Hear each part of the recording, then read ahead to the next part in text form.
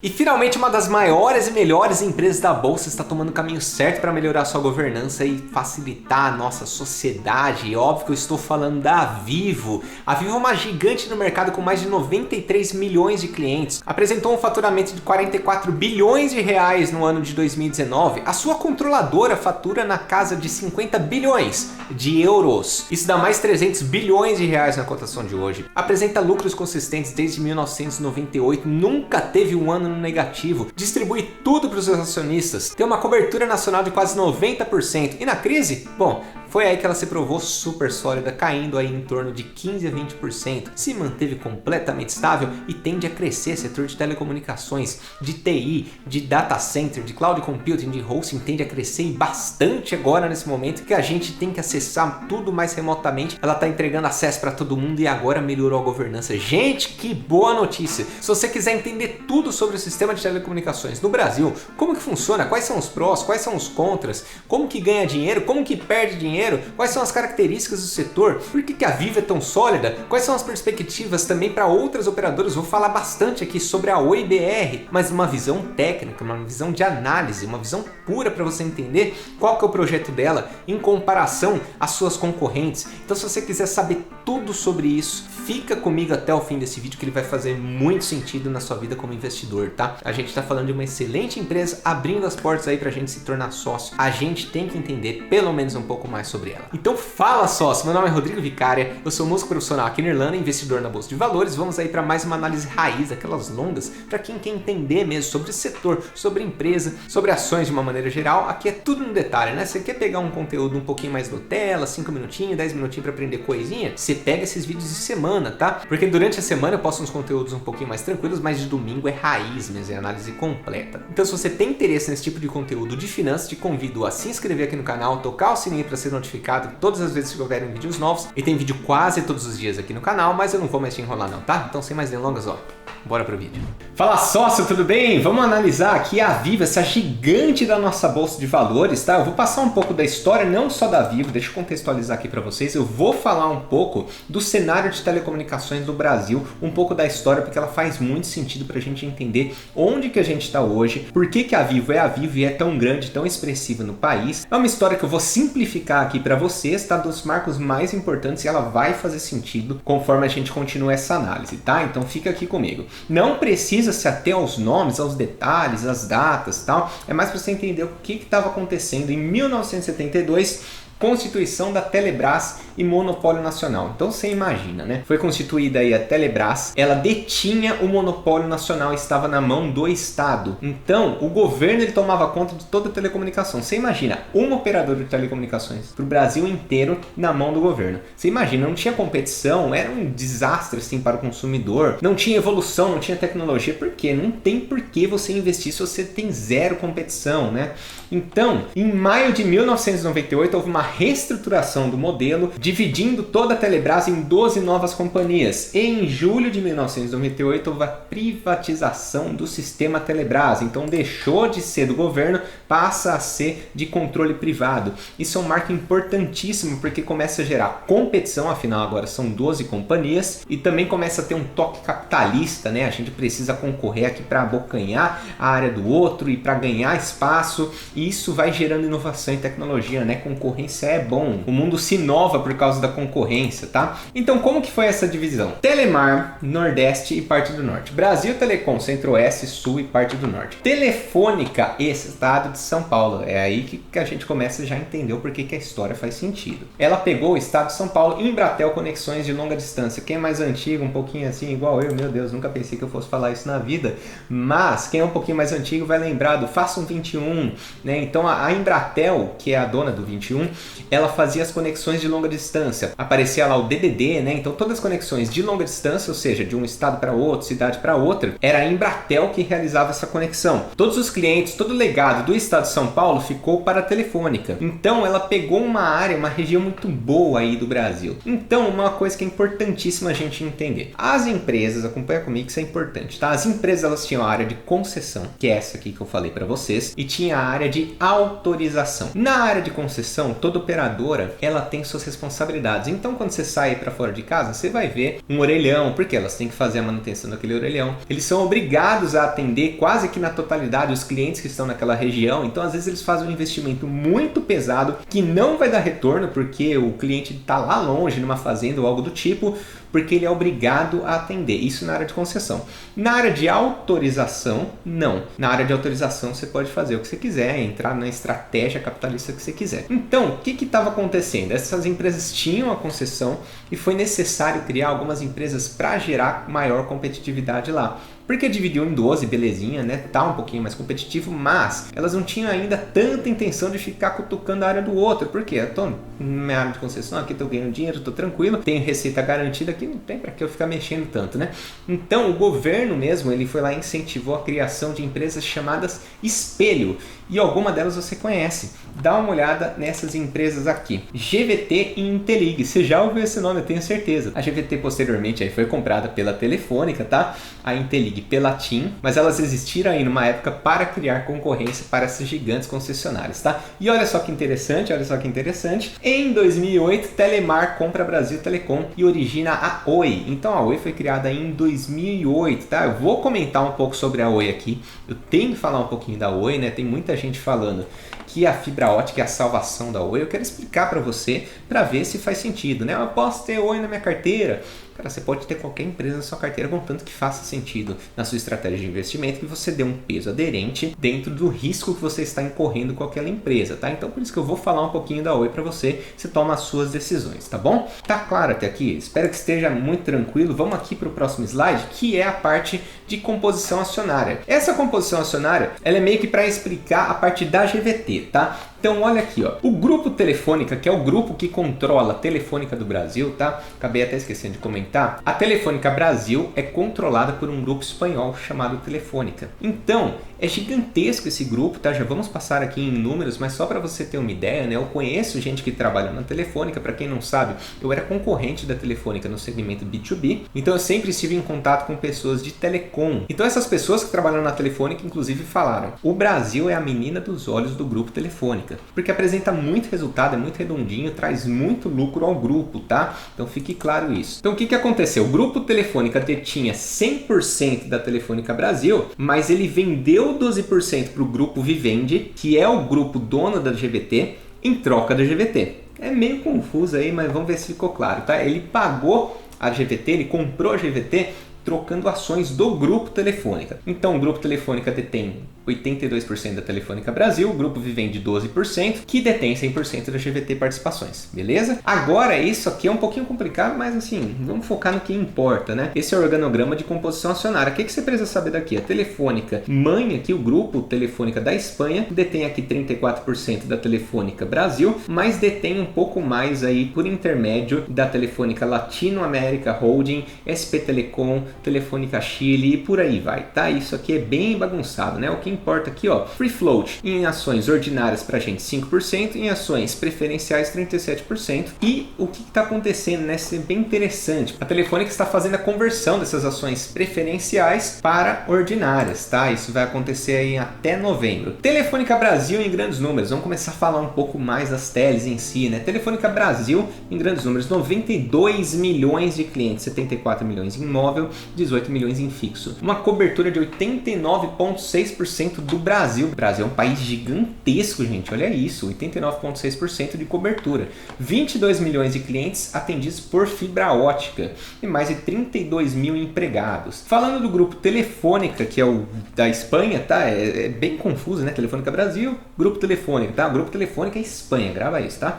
Presença em 13 países, 337 milhões de acessos. 113 mil empregados. Para quem acha que a Amazon contrata bastante, eles também contratam bastante, tá? Mentira, a Amazon contrata muito mais, tá? 48,4 bilhões de euros em receita em 2019, aproximadamente 316 bilhões de reais na cotação de hoje. Só para você ter uma ideia, isso é um valor maior do que, por exemplo, o Itaú, nos dias de hoje, tá?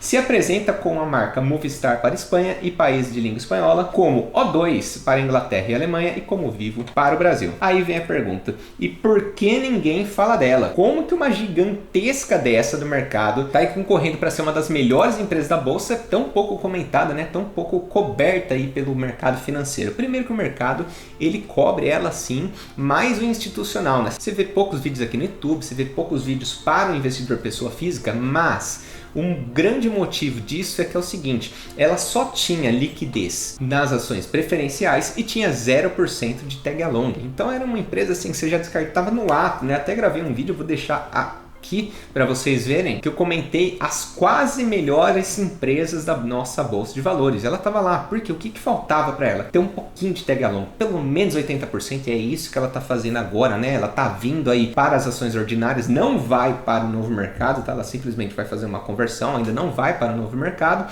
ou seja, não vai trazer aquele 100% de tag along que a gente gosta, mas vai trazer 80%, dando maior acessibilidade a qualquer investidor pessoa física se tornar sócio dessa empresa, tá? Então, ó, muito obrigado, só tenho a agradecer, eu fiquei muito feliz com essa notícia, de verdade. Quais são os produtos da Telefônica? Vamos dividir aqui em 4 grandes grupos. Dados corporativos e TIC. TIC aqui é TI, Cloud Computing, hosting, vamos falar um pouquinho disso? Imagina o seguinte, você precisa subir um servidor para a sua empresa para que todos acessem remotamente, né? Então, isso é serviço de data center, você encontra facilmente aí no Google, na Amazon.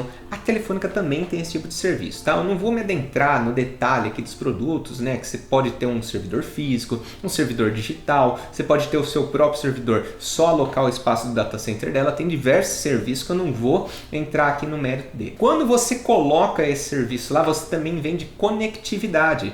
O que é conectividade? É 1 megabyte aí do seu celular, é 1 megabyte da sua internet, tá? Isso é conectividade. É basicamente, eu tenho um túnel aqui que eu vou expandir conforme o cliente contratar. Se ele quiser contratar 100 mega, eu vou abrir esse túnel. Se ele quiser contratar 1 mega, eu vou fechar esse túnel, eu só vou liberar 1 mega para ele, tá? O túnel está lá, ele é do mesmo tamanho, né? Principalmente sendo em fibra ótica, não tem limite de velocidade, né? Um absurdo. O limite ele vai ser sempre nas pontas. Ah, eu me adentrei aqui, né? Eu me empolguei aqui no limite técnico, tá? Mas enfim, ela vende esse tipo de serviço assim como a Amazon e a Google, tá? Fique claro isso. Não na mesma qualidade, né? Não sei, eu não conheço. Para ser bem sincero, eu não conheço a qualidade de TI deles, tá? Mas a Amazon é questionável, né? Então fica aí uma ressalva. TV paga, eles trabalham com TV paga também, banda larga, que é aquela internet da sua casa que antigamente se chamava Speed, né? Quem que já teve Speed aí? Comenta aí se você já teve Speed. Então a banda larga para o acesso residencial, voz e acessos, então ela tem aqui uma grande parte da receita vindo de voz e acessos, mas ela vem caindo bem, tá? Ela vem caindo bem devido à redução da telefonia fixa, né? Eles ainda são gigantes em todas as áreas, né? Aqui, ó, destaque do último trimestre, tá? Resiliência dos segmentos de alto valor suportada pela essencialidade do serviço, percepção de qualidade da rede, aquele monte de papo bonitinho, né? O que importa é o seguinte aqui, ó. Clientes FTTH, né? Fiber to the House, somam aí 2,8 mil, ou seja, 2,8 milhões, um crescimento de 31% ao ano. Então, eles continuam crescendo, eles já são muito consolidados, mas eles continuam crescendo, entregando serviço, tá? Acessos pós-pagos crescem 3,4% e representam 57,9% do total de acessos móveis, com market share de 38,9% em maio de 2020. Market share móvel 33% em maio de 2020, 8,6 pontos percentuais a mais do que o segundo colocado. Isso é um negócio que eu tenho que falar, né? Quando veio a crise, eu comentei aqui que provavelmente o setor de telecomunicações ia se expandir demais, e não que seja um super mérito meu, né? A gente não controla o mercado, mas pelo jeito eu acertei em cheio, bingo, né? Eu vou até deixar um card aqui para vocês darem uma olhada. Foi no comecinho do canal, no comecinho da crise, eu disse que isso poderia sim acontecer, né? Porque as pessoas precisariam de mais acesso à internet, elas precisariam subir mais servidores para a nuvem, elas colocariam seus sistemas operacionais, elas colocariam seus ERPs na nuvem, né? Isso vem acontecendo demais, e eu posso dizer que isso é só o começo. Em comparação aqui com a Europa, com países desenvolvidos, tem muito a crescer nessa parte de TI. Cobertura 4.5G, presente em 1.360 cidades, tal. É sempre bom lembrar o que de fato são telecomunicações, isso aqui é bem interessante, tá? O que são telecomunicações? Essa foto horrível aqui, ela diz muito, né? Porque o pessoal acha, isso é muito normal, né? Que telecomunicações é um negócio mágico, do além, né? Mas telecomunicações é você conectar uma pessoa daqui, passar um fio ou qualquer outro meio de acesso até uma pessoa em outro país. Isso que é telecomunicações. Ou seja, Você está entendendo a dificuldade que é você passar fio, você passar fibra, você passar cabo, você colocar antena num país inteiro? Isso cria uma dificuldade de entrada de outras empresas gigantesca, tá? Inclusive eu recebi essa pergunta lá no Instagram. Se você não me segue, fica aqui o convite, né? Porque eu falo muito com vocês lá, é muito mais próximo, muito mais ativo lá todos os dias. Aqui eu trago um vídeo por dia, respondo uma pergunta por dia. Lá eu respondo 10, 15 por dia, né? Então é muito mais conteúdo por lá, tá? E eles perguntaram justamente o seguinte: se as gigantes elas resolvem entrar no segmento de telecom? Eu já vou comentar sobre os custos disso, tá? Eu diria que sim, existe esse risco de elas chegarem com fibra assim no país inteiro, mas primeiro vão ter um trabalho gigantesco, vai tomar um tempo muito grande para nem sempre rentabilizar muito bem isso, tá? A gente já vai chegar a essa conclusão junto ao longo dessa apresentação. Mas gravou isso aqui, se entendeu que telecom é isso aqui, que é de fato passar de um poste para o outro, de um poste para o outro, até chegar em outra casa, até chegar em outra empresa? É isso telecom, incrivelmente, tá? Ou isso é um outro meio de acesso, que é quando você coloca uma torre e ela atende um raio, né? Ela atende uma região. Como os países se conectam, né? Aqui é para reforçar o que eu estou dizendo para vocês. Olha isso aqui é a conexão global marítima. Ah, Rodrigo, você está falando então que tem cabos passando de um país até o outro pelo mar? Sim, você sabia disso? Os cabos eles passam pelo mar, né? Inclusive eu tive um cliente que perguntou uma vez se quer dizer que o tubarão ele vai lá e morde o cabo ou acaba com a conexão de um país para o outro. Exatamente, né? Só que eles passam vários cabos, eles criam redes de proteção. E se você olhar bem aqui para essa imagem, você vai ver que tem vários cabos e tem vários pontos de concentração. Você está vendo aqui, ó, acompanha aqui comigo, ó, todos os cabos eles estão vindo para cá. Isso aqui é Fort Lauderdale. Então é meio que um hub, é meio que um ponto de concentração que recebe várias redes mundiais lá. A gente tem isso também no Brasil, se chama Senesp, no estado de São Paulo, na cidade de São Paulo, tá? Que é onde eu tenho equipamentos preparados para receber esse monte de cabo, tá? Então, literalmente, são cabos conectados de um ponto ao outro, inclusive entre países. Isso é sensacional, eu fico fissurado com isso aqui. Como que as operadoras ganham dinheiro? Então, a gente tem 4 grupos que é importante a gente entender para começar a fazer um estudo tanto da Telefônica de perspectiva de futuro, como da possível entrada de outros concorrentes aqui, como Google, como Amazon, qualquer outro concorrente gigantesco que queira entrar, até os menores, e como que a Oi está sendo afetada por esse crescimento todo, tá? Então a gente precisa entender. Grupo 1, telefonia fixa, internet, TV, seja B2B ou seja B2C. Beleza, qual que é a característica de todos esses produtos, tá? Eles precisam de um meio físico. Telefonia fixa precisa de um meio físico. Internet pode ser por rádio? Pode, mas é uma estrutura limitada, porque o rádio ele tem uma limitação de velocidade. Então o essencial é que seja atendido por meio de fibra ótica. Fibra ótica é o ápice e é isso que eu queria que você entendesse. Fibra ótica é o ápice da tecnologia. Por quê? Está passando na velocidade da luz. Não tem muito o que fazer depois de fibra ótica. Não tem outra coisa que vá substituir fibra ótica. Porque nada, até hoje, é mais rápido do que a luz. Então, em um cabinho de fibra ótica, eu consigo atender qualquer velocidade. É o suprassumo da tecnologia, da estrutura. Ou seja, o que eu quero dizer com isso? Uma vez instalada a rede de fibra ótica no Brasil, ela não sai mais. Vai ser só atendimento, né? Uma vez que eu instalo aqui uma fibra ótica, você vai pensar: eu quero ser atendido pela Vivo ou pela Embratel. Velocidade é a mesma. Eu quero só saber qual que me atende melhor pelo telefone, qual que atende mais rápido os chamados que eu faço. É basicamente isso que eu preciso saber. Agora acompanha comigo, grava bem essa informação que a gente vai fazer um paralelo com o IBR, tá? Já vamos chegar lá. Estamos quase lá. Grupo 2, comunicação e TI para empresas. Isso aqui é um investimento muito alto, mas ele se paga aí normalmente 12, 24 meses. São contratos longos, né? Normalmente 24, 36, 48 meses. Então tem muita coisa para crescer aqui. Eu vou lá basicamente, eu compro um computador, quer dizer que você pagou 10 mil no computador,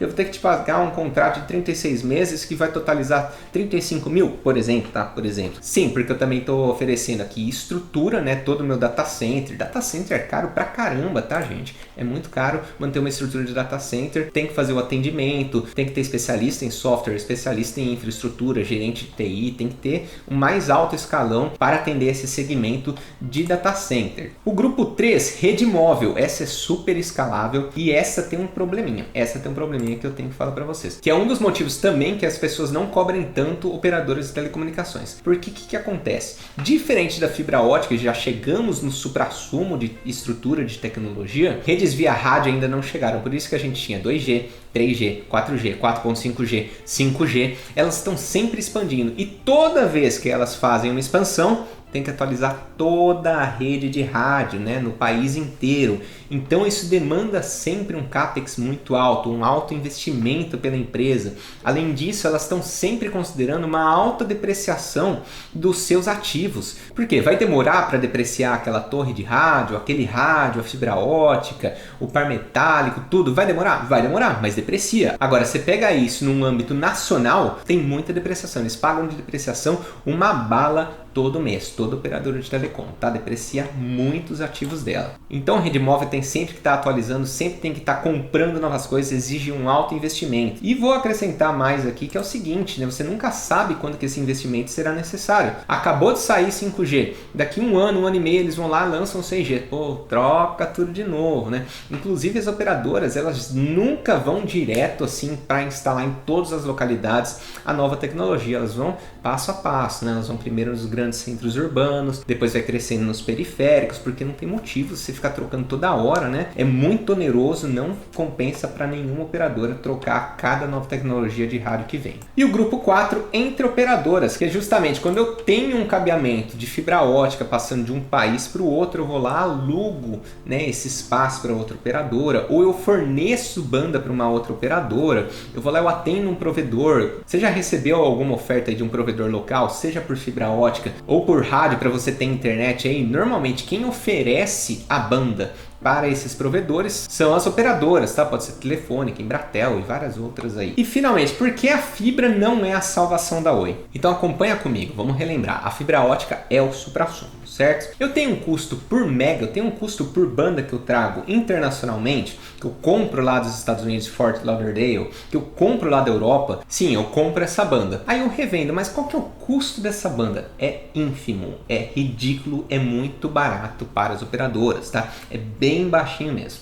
Ou seja, uma vez que eu instalei uma rede de fibra ótica no país inteiro, eu vou ter um tempo até eu rentabilizar de volta aquele dinheiro. Eu investi, por exemplo, 10 bilhões para passar fibra ótica no país inteiro. Daqui 2, 3, 4 anos aproximadamente, eu vou rever aquele dinheiro todo que eu investi em estrutura. Mas eu nunca mais vou ter custo com rede de fibra ótica. Claro que tem custo de manutenção, tem custo de perda, tem custo de roubo, tem vários outros custos, mas assim, o grosso, 98%, nunca mais vou ter que investir novamente. E eu só vou rentabilizar aquilo. A partir de então, eu só vou ganhar dinheiro sobre aquilo. Eu não tenho mais um custo daquilo para ficar rentabilizando. Ou seja, o que eu quero dizer com isso? As grandes operadoras, elas já fibraram praticamente o país inteiro. A Oi, ela está começando o seu projeto de expansão em fibra ótica, ela tem que rentabilizar aquilo e esse período pode ser crucial para as outras operadoras simplesmente colocarem um valor lá embaixo para quebrar a Oi. Isso pode acontecer assim facilmente, né? A Oi, ela vai lá, ela faz umas contas, eu vou conseguir vender 100 mega a 150 reais. A Vivo olha assim, acho que por 4 anos eu consigo vender 100 megas a 30, porque ela já rentabilizou toda a estrutura dela, né? Então o que o pessoal está dizendo aí, a fibra ótica vai salvar a Oi, né? O grande projeto dela, cara, é um risco tremendo, tá? É um risco tremendo de não conseguir, porque ela está muito atrasada nessa corrida. Tem provedores locais de internet com mais rede de fibra ótica do que a própria Oi. Então, até ela conseguir reverter 6 bilhões de prejuízo que ela deu no último ano, vai demorar e muito. É claro que com a venda da rede móvel, ela pode ter um fôlego. É claro que passando fibra ótica, ela pode ver uma luz no fim do túnel, mas não pense que é fácil reverter 6 bilhões. O risco da Oi é grande, né? Gigante. Não vai ser a fibra que vai salvar. Vai ser um conjunto de coisas que pode ter uma pequena parcela de chance. É improvável, mas tomara, né? Óbvio que eu torço pela empresa, mas é uma pequena parcela de chance dela conseguir dar a volta por cima, tá? Então muito cuidado com essa empresa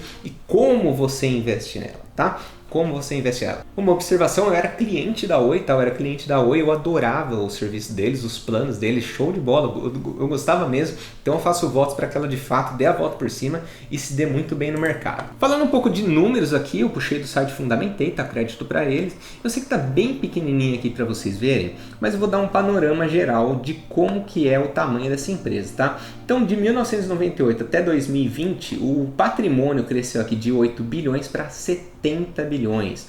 A receita de 4 bilhões para 43 bilhões. E a receita estacionou. Ela estacionou muito, né? Se você olhar desde 2015, está com os mesmos 40 a 43 bilhões de receita. E o lucro segue a mesma linha, porque ela tem uma linha de lucro muito redondinha, né? Desde 2014 aqui que ela apresenta uma média de lucro de 4 a 5 bilhões. O payout dela aumentou muito, né, nos anos seguintes. O que aconteceu? Em 2018 eles tiveram um não recorrente aqui de resultado financeiro, você pode ver que está positivo, se você conseguir ver, né? Está positivo. Em 2018 eles tiveram 9 bilhões de lucro, eles fecharam o ano com 9 bilhões, sendo que 4 bilhões foi referente a esse não recorrente, o qual ele distribuiu aqui em forma de provento nos anos seguintes. Por isso que deu aqui 124, 137% de payout. Então é uma empresa que sempre mantém uma dívida controlada. O máximo que eles bateram aqui foi em 2001, 2002, 0,8, mas eles sempre mantêm 0,2, 0,3 a dívida líquida sobre o EBITDA. Eles têm aqui um fluxo de geração de caixa livre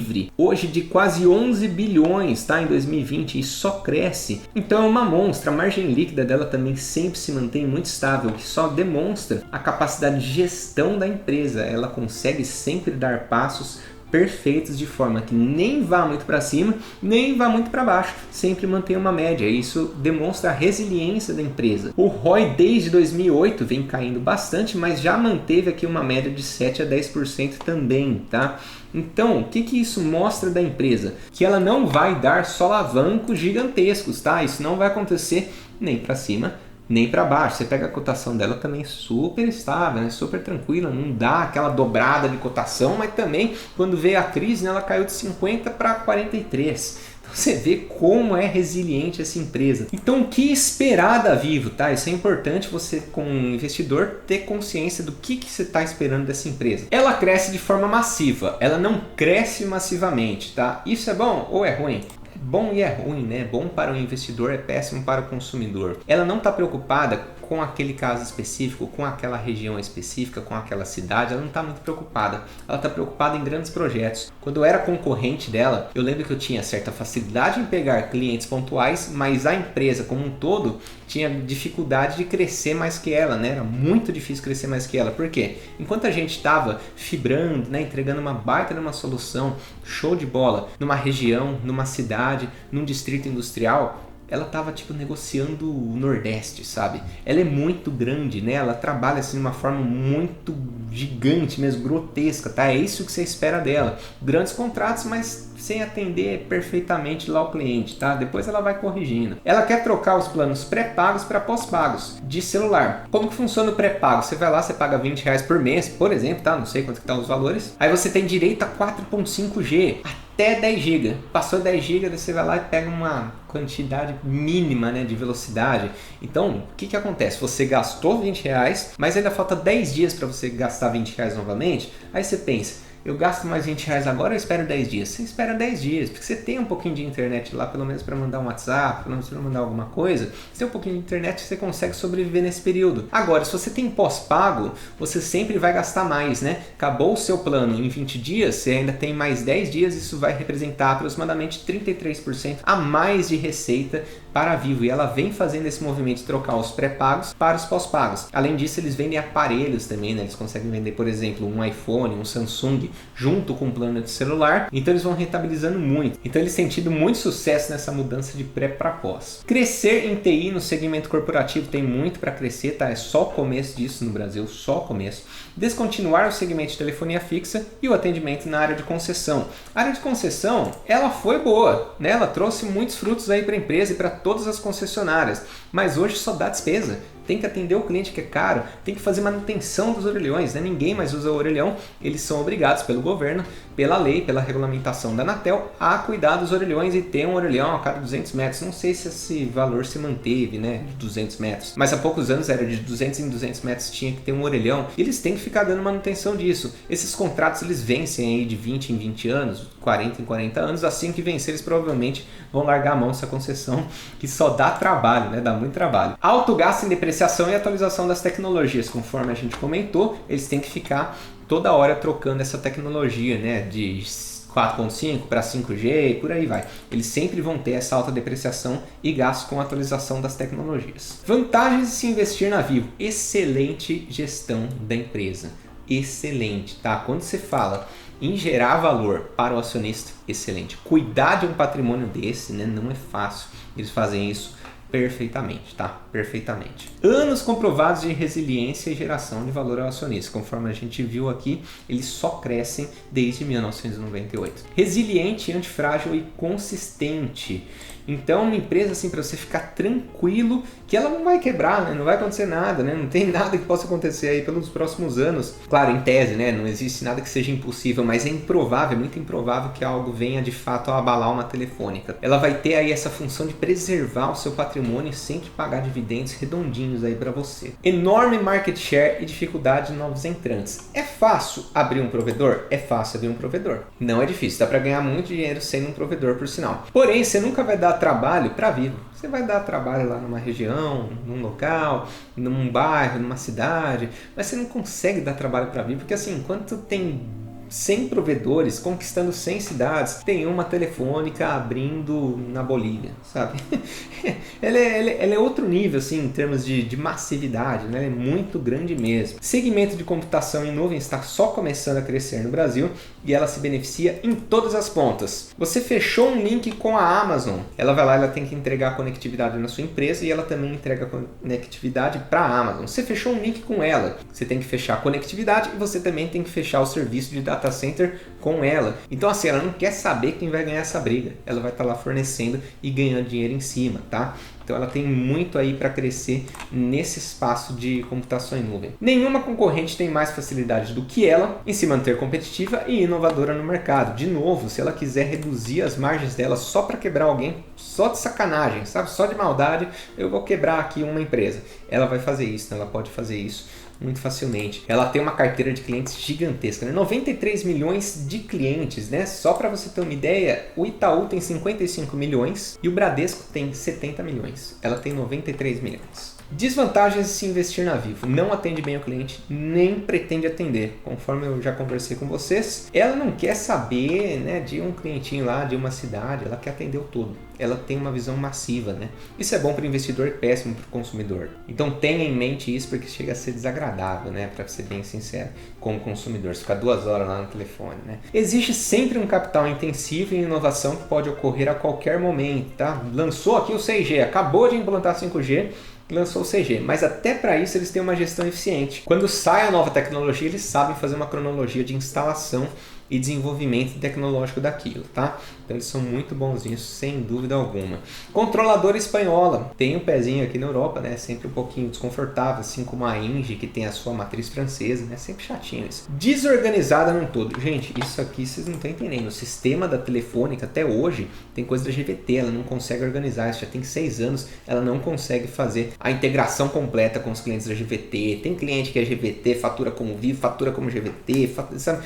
Tem muita desorganização, é casa de ferreiro, espeto de pau. Essa é a verdade, tá? Casa de ferreiro, espeto de pau. E outra desvantagem, eu não coloquei aqui, é o seguinte: se alguma grande, principalmente a Amazon, se a Amazon quiser vir para o Brasil fazer um trabalho decente de telecomunicações, a Telefônica vai sofrer, porque é relativamente fácil tirar cliente da Telefônica. Se vem uma gigante que tem capacidade de atender um Brasil, assim, vamos fibrar o Brasil, quanto vai custar? 15 bilhões de reais.